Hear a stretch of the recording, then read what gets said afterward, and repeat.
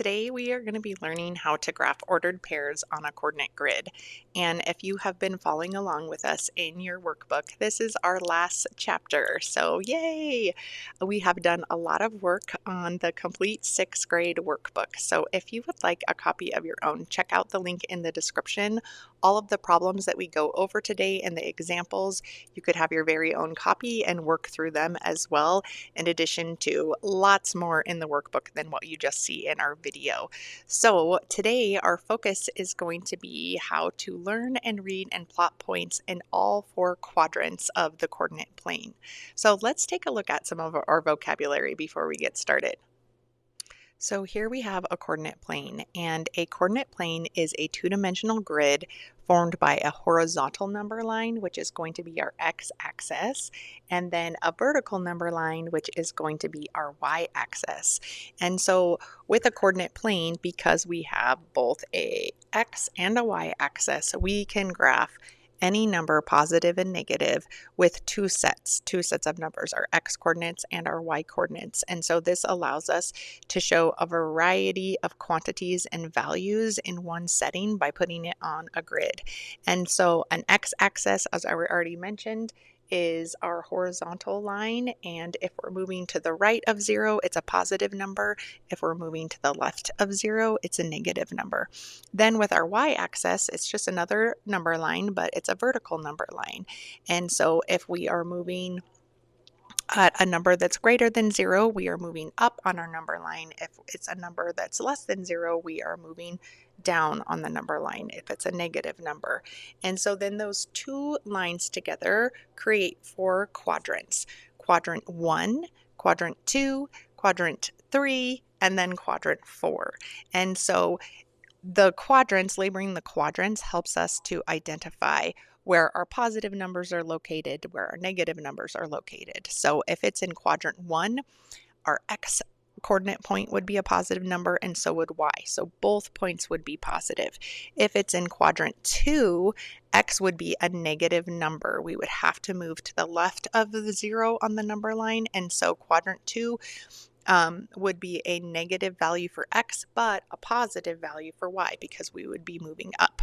Now, Quadrant 3 would be a negative value for both x and y, because from our origin, which is the center at 0, 0, we would have to move to the left and we would have to move down, which would put both points at a negative value.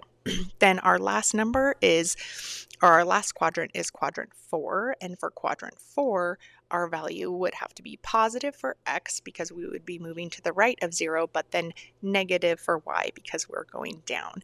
And so those would be our 4 quadrants. And now we're going to look at just some practice problems and what it looks like to graph those in the quadrants. Okay, this is coming right out of our notebook, and a quick recap here for the coordinate plane is that our x-axis is the horizontal number line.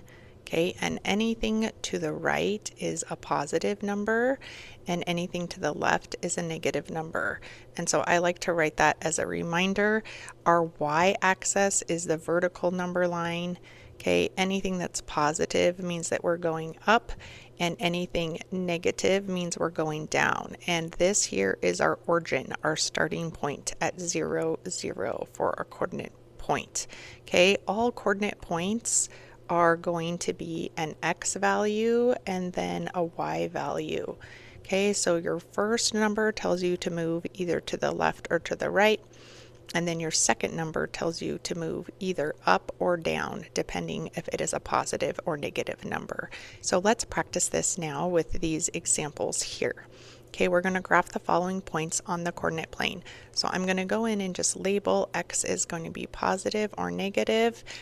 All my x values are the first number listed. So I want to remember it goes x and then y when I graph my ordered pairs.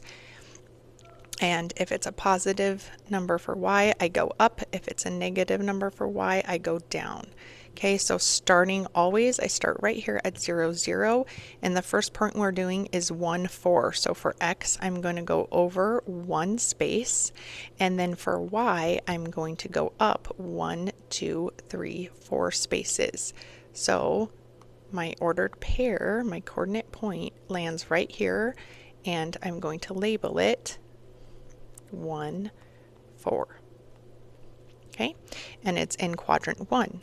So for B, I'm going to look at -3, 7. So -3 means I'm going to go to the left on starting at 0, 0, 1, 2, 3. So I go to the left -3, and then I'm going to go up 7 spaces. 1, 2, 3, 4, 5, 6, 7.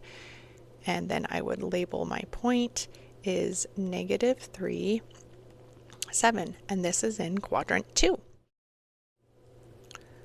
All right, next we have C here is -2, 6. So negative, this is going to be in quadrant 3. I'm going to go to the left -2 spaces, and then down, since it's negative, I go down 1, 2, 3, 4, 5, 6 spaces. And so -2, 6 is, -2, -6 is going to be in quadrant 3 right here at my black point.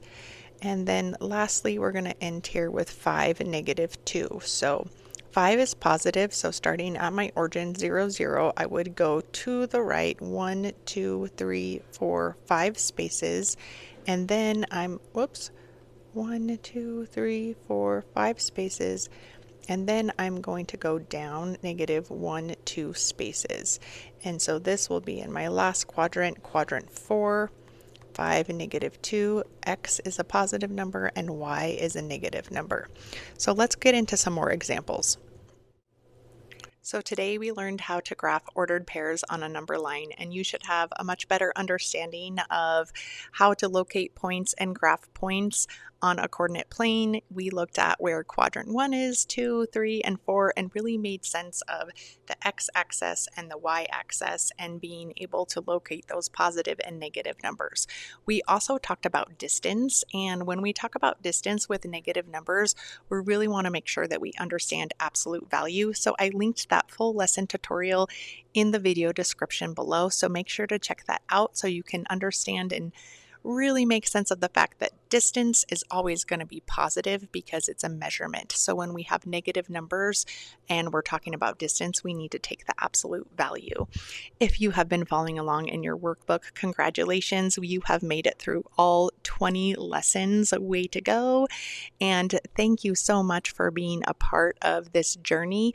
Make sure that you subscribe for more weekly math tutorial lessons where I'll dive deeper into all of the content covered and really where we'll be making sense of not just how math works, but why it works.